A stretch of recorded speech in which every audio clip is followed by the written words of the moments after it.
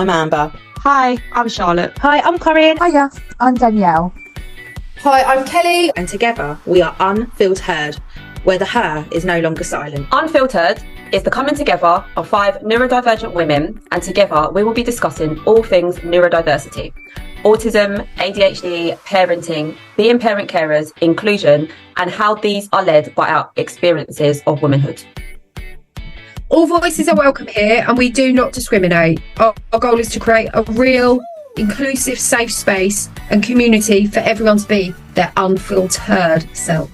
This space is all about community and not competition, empowering others through their differences and removing stigma. Whether you are here for yourself or a loved one, you are welcome here. So come and join us in this unfiltered conversation today. Just a quick disclaimer before we begin. Even though we discuss certain medical conditions such as autism and ADHD, we are not medical professionals and cannot offer any medical advice. And this is not a diagnostic tool. This is a tool to be used in terms of your education and to gain support and clarity. But please don't take any medical advice from this. If you do have any concerns, please go and speak to your GP. Also, please note we are all neurodiverse, so you're going to get a lot of talking over each other. We're going to swear a little bit, and sometimes we're going to forget what we're saying mid-sentence, and that's okay. This is a female-based platform that aims to empower the voices of women who often, especially within the neurodivergent community, tend to be lost. As we are all females, we are all born females, we can only give our lived experience as females.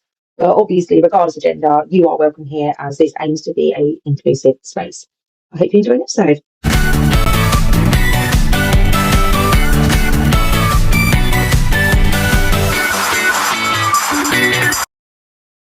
We don't have chairs. I don't know if you know the history of Oscar. Had quite a serious head injury when he was a baby, on a chair, but in like a travel hire chair.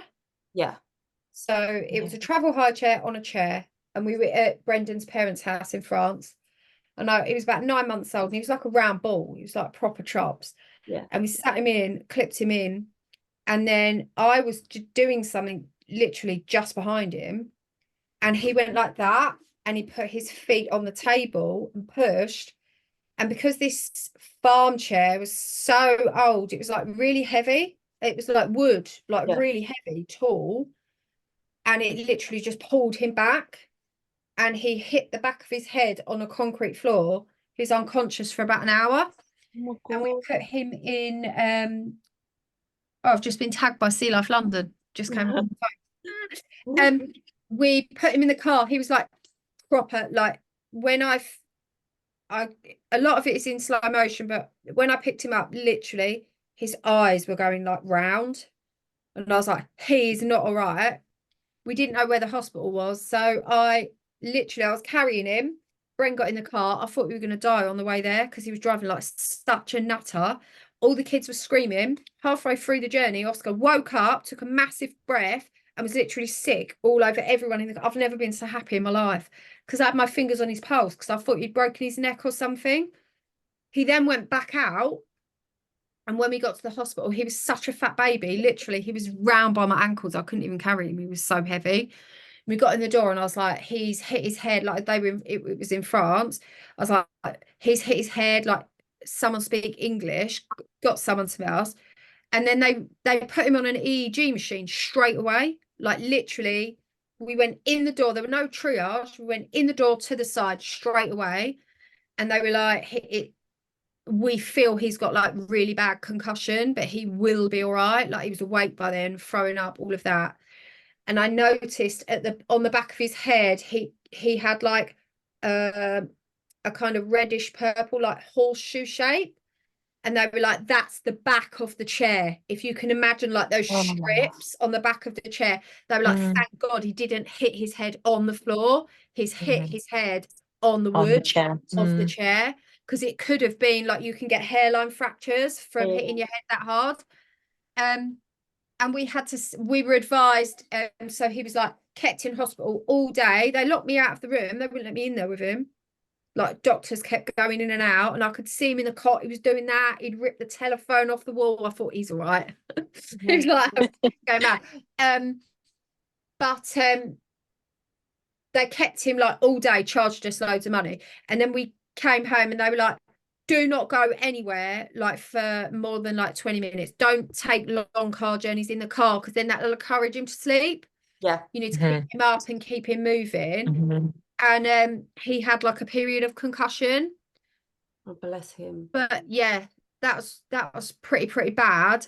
But we do not have chairs because when like, I don't know, actually it mirrors the story of the little boy in EastEnders, doesn't it? Because that baby in EastEnders fell out of a high chair when he was a baby, and now in the story he's developed he's got an autism diagnosis. But it was investigated as head injury, which is very similar to Oscar, because until this year we didn't know if Oscar had head injury or not, as well as autism. So we, as a rule, I mean, I'm sitting on a chair in here, but as a rule, we do not have chairs. I have 2 leather benches, high back leather benches. And if you're sitting, you have to sit on your bottom. And that's a really firm rule of mine, because children doing this on chairs is terrifying to me. Do And that I've with chairs seen, I've got, though. It might be worth, like, as I know, obviously, I understand your strict rule, and I'd be exactly the same. But if you ever did want chairs, the ones that we've got, they can't tip up. They're like, so Yeah, we've got the leather bench. I think we got it from Next, and then we've got the matching 2 chairs. But the way the legs are and the way it is more like, it's like an armchair in a way. It's weird. yeah. It can't tip over physically. But it's really interesting about the head injury, and I'd be interested to learn more about that, because Remy had a really bad head injury when she was about 9 months old. We were on holiday, and when we got on the plane to come back home, I'd given her to our godmother. She weren't really, I don't know if she weren't paying attention, or she didn't realise that she was in charge of her, if that makes sense. And Remy was on the chair. And I think with just the rushing to get the bags in the overhead and so on, Remy was missed for a second, and she fell and head first on, the rails you get between the seats in the airplane, landed head first on one of the metal rails. And she cried, obviously, at the time, and I was like absolutely mortified, and the staff gave us ice and so on, and I was frantically searching up what to look out for and so on. And she didn't have any symptoms other than crying initially. She was totally fine after. She just had a little bit of a bruise. But now I'm like, could it have been something more? Could it have been a hairline? I mean, I don't know how these things obviously work, but if you look at Remy now, we've noticed recently that you can start to see where she hit her head still. There's like a very, very slight mark there. And it's making me wonder. Obviously, I believe that, her neurodivergent conditions are just from our bloodline, we're some family. Yeah. I questioned this. Yeah, I questioned it because American football players and boxers can sometimes develop traits of autism later on in life through head injury. So obviously it is part of their bloodline and all the rest of it. However, Oscar also has quite a severe learning disability. So you're never going to know.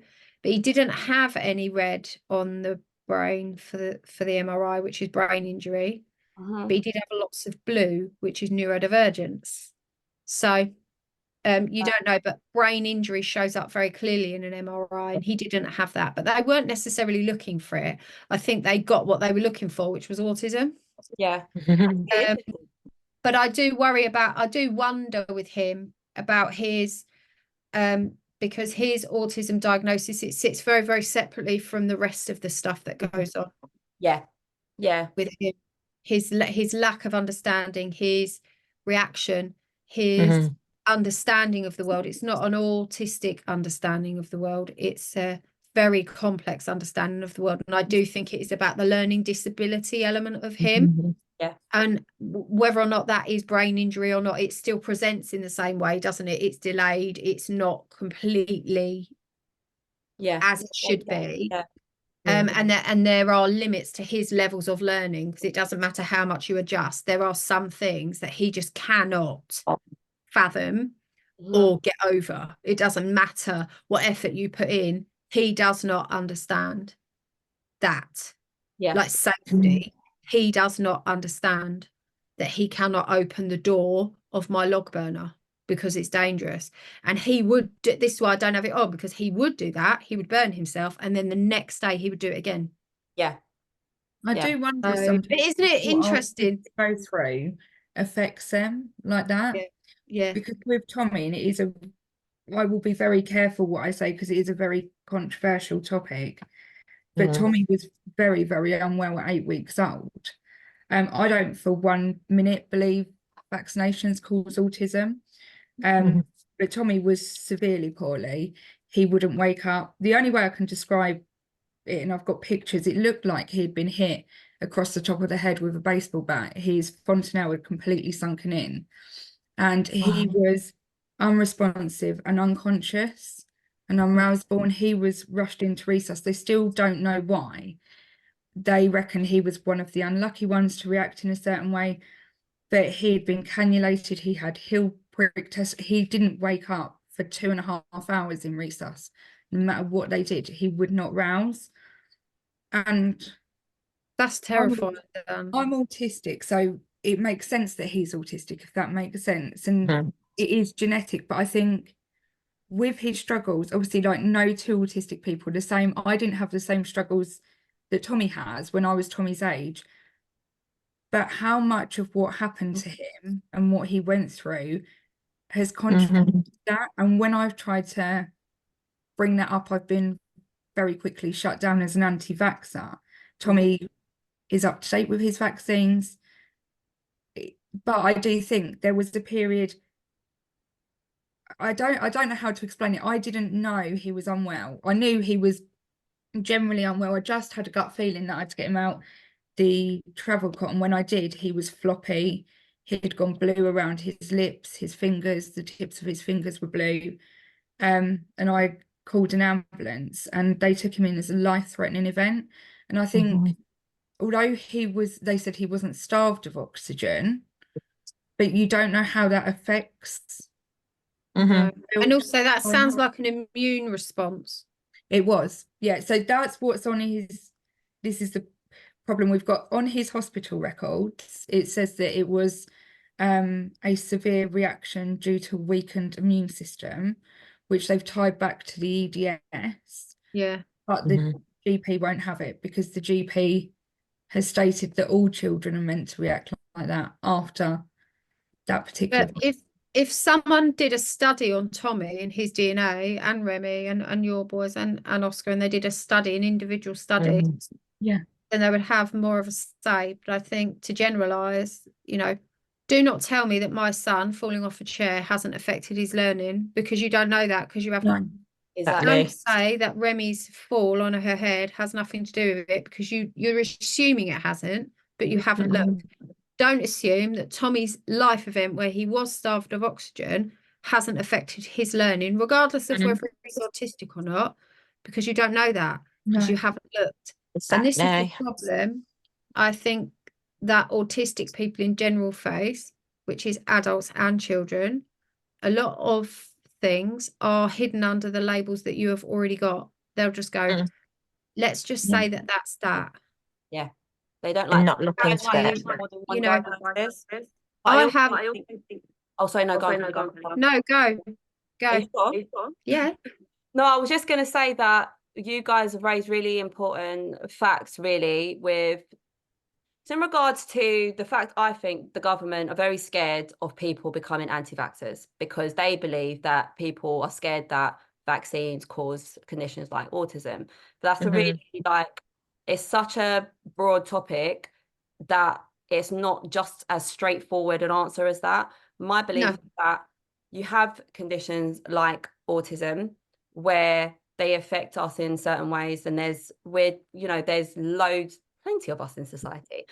But then I think that there's also then comorbid conditions that go alongside a condition like autism, which then affect all different people in different ways. So for example, if we've all got autism, but then a child like Oscar who's had a head injury, a child who has, like Tommy, who's had certain reactions to things, I think that it's important to acknowledge the fact that these comorbid conditions are then impacting how our children react to the world, how our children, have certain Sure. But just the way that our children all are individually with their challenges and so on, it's not just because it's autism and you know, the autism has been caused by a vaccine or whatever.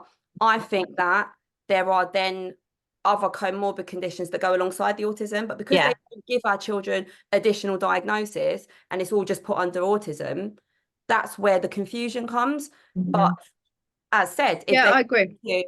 you know, do certain studies and actually take the time to assess our children without just pushing us away, this would be seen more. Phone started ringing when I was speaking and it made me lose my train of thought. But I've got a philosophy on it. I think that there's absolutely no argument. You know, we all know that vaccinating saves lives. Yeah, vaccinations save people's lives. However, that does not mean that vaccinations do not cause complications for people that have got other stuff going on, and there's not enough concentration on that. But like this week, like last year in January, we got quite a lot of very big diagnosis for Oscar after 8 years of trying. So he was given a really woolly diagnosis of autism at 2, and everything was thrown under that. I'm like, oh yeah, that's his autism. That's his autism. And I'm like, it isn't. Yeah, it is not. It is not just autism. I'm around autistic kids all the time. They don't, you know, these mums have not got the angry one. Yeah, like these kids are overtaking Oscar in so many different areas. Oh, but it's because it's a spectrum. And I'm like, it is not just autism, right? So I kept going on. So last January, Oscar was given a diagnosis of severely autistic with learning disability, severely ADHD, ARFID eating disorder, a high anxiety, all of this, yeah. And when we got the report, it was really overwhelming because there's a lot to digest, and I'm still not digested all of it. So then we had to redo his DLA claim, we had to redo his EHCP, we've had to redo everything, yeah. But even like that was a year ago, and this week I had to get the forms out for Oscar's buggy application. So I was reading it and I said to my husband, did you know that Oscar's dyspraxic? And he went, no. And I was like, it's written there that Oscar's got dyspraxia.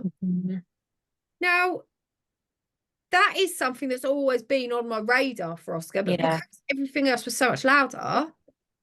But actually, if you pull that out for him and what being dyspraxic means and how it affects him, it really gave me mum guilt, because I'm like, he should probably be getting a little bit of OT or something to help him with that. You know, he can't hold a pen. He hasn't learned to write yet. His balance is really bad. His proprioception is all over the place. He won't sit on a swing. He won't sit on a ride-on. He doesn't like anything that's motion. He doesn't like his feet off the ground. All of that stuff. He can't eat he doesn't eat anything that you need a knife and fork for. But if he did, he wouldn't be able to use a knife and fork.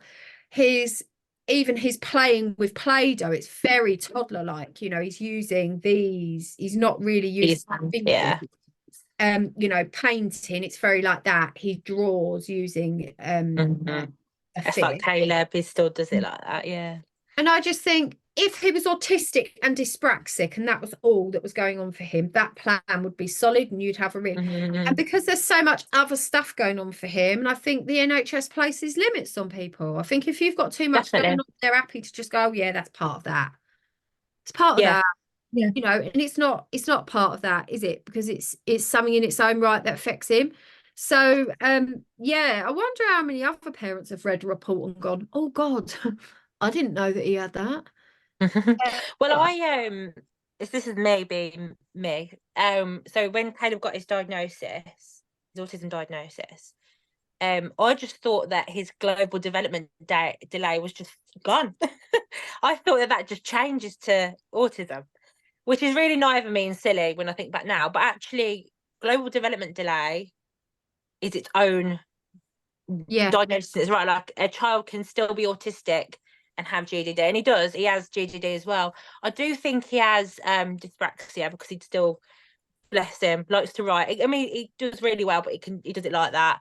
And just like other things, but getting them to listen, like when we still speak to the paediatrician now, all she talks to us about is how he eats, is he still sleeping really bad, and how's his bowels? And that is literally the whole conversation. She doesn't really want to hear anything else. And when I've tried to bring it up, it's like, oh, it's just, you know, oh, You autism, shut that's the down, autism, aren't that's the you? autism. Yeah. And you feel silly then, because you're like, am I just reading up into this? Is it just the autism? Am I being too pushy?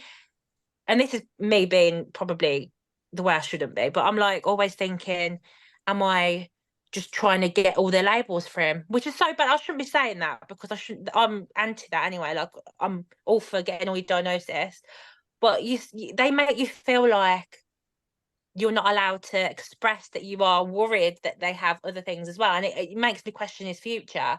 You know, Roman, obviously, Roman's the whole of a kettleffish, and he still isn't officially diagnosed yet. We're on the access pathway, woohoo! That, you know, 3-year wait way. Still haven't heard back from them. They put in before Christmas. We probably won't hear for another year. But he's seen the educational psychologist, who has said he has the pathological demand avoidance profile. He didn't put autism because obviously he can't diagnose that, but he said he has that profile. And again, it's so hard. Like, I don't even think they diagnose PDA in a lot of places around here either, all over the country. I think that's another diagnosis that is so difficult to get. I think though, because they put everyone as autism high need.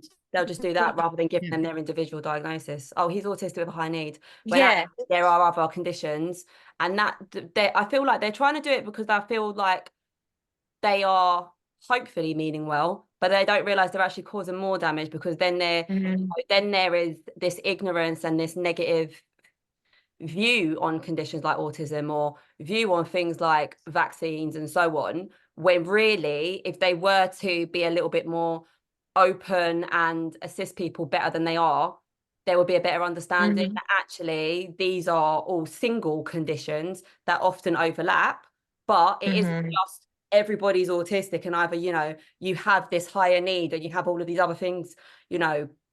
So when you actually have all these other things that could potentially be going on, it's damaging, really, and kids aren't They getting don't get the help way, then, like, they don't get no. the help then, because it's like with Tommy, we finally got him under OT now, and I do feel like we've won the jackpot, and I don't mean that in, I feel awful in it because I feel like I'm rubbing it in. you but have it's won the like, jackpot, Dan. she's got an autistic child, and she's very knowledgeable about EDS. And she said to me, because she's like, why don't you think Tommy can do this? And I'm like, well, because he's autistic, this is why he struggles. And she said, why do you think it's just the autism? I'm like, well, that's what the paediatricians told me, that's what this person's told me. They've all said it is the ASD. And she said, yes, but he's autistic, he's got developmental delays, he's got EDS, and he's got sensory issues. So some bits he won't be able to do because of the autism, some bits are because of the EDS, some bits are because of the situation he's in and it's too overwhelming, some bits are the sensory. And she said, we need to unpick those. And I thought, for the first time, speaking to professionals, it's the first time somebody has looked at Tommy as a whole and said, these are all the issues he has. What bits relate to what bits, if that makes sense, rather than just saying, oh, well, he's autistic, which is what we've had in the past with OT. Oh, well, he's autistic, of course he's going to struggle. Nothing we can do. And I think when they've they seen the whole lump person, haven't they? They've seen all of him. They viewed him as a whole person. And what I love about you, Corinne, is you know, for Roman, the facts are there's a 20% higher chance that he is autistic because he has an autistic sibling. And that's without me and his dad as well. Yeah, like, but for Hugo, if your first two children are autistic, for Hugo that goes up to 32%. Is it 32? Oh, okay. Yeah. But what I'm saying is, because obviously you've got autistic parents, you're probably looking at a 30 to 50% chance. Yeah. Right?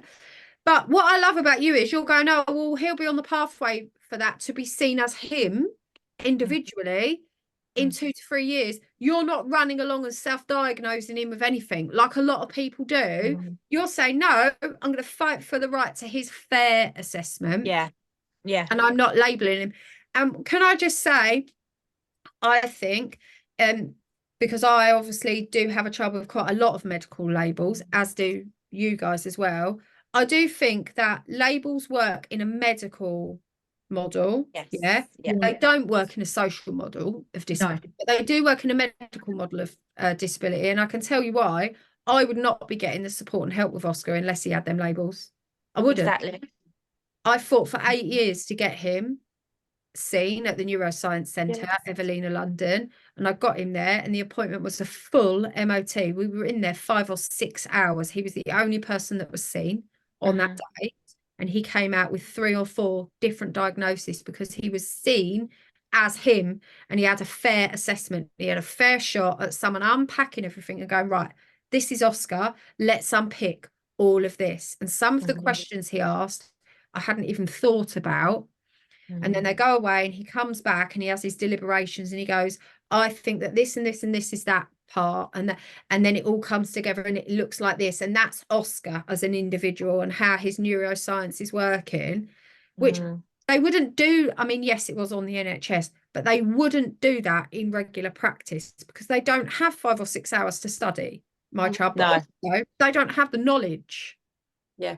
They have the, let's just call it autism, or let's just call it this, or let's just call it that.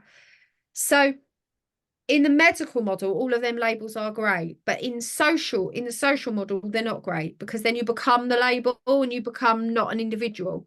I really do think that fair assessment is a really hot topic at the moment on paper for paper assessments, but also in medicine. You know, like if you rung today and you went, oh, you know, he's developed a really, you know, a problematic thing with XYZ or whatever it is, they'll go, oh, that's just his autism. And you're like, no. Actually, it isn't. No, it's not. So I do think that it's really, really important that you don't self-diagnose your kids, because what you're basically saying is, oh, because he is, I'm just going to say you are as well then, because then they're not individuals then. Are they? Like, how do you know? Roman might not, he might just have really complex ADHD or a different kind.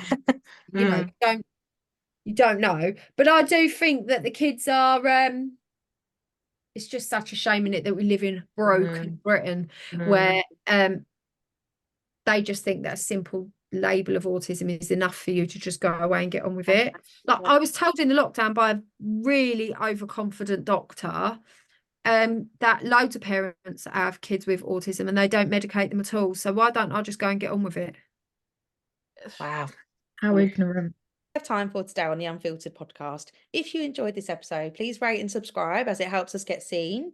You can follow us on Instagram and TikTok at UnfiltHERed, and you can also join our Patreon. Our Patreon is £5 a month, and in that you get exclusive blogs, podcasts, bonus episodes, and Q&As with us all. All the links for those are in the show notes. I hope you enjoyed the episode, and remember that the her is no longer silent. Thank you for listening, and make sure to like and subscribe.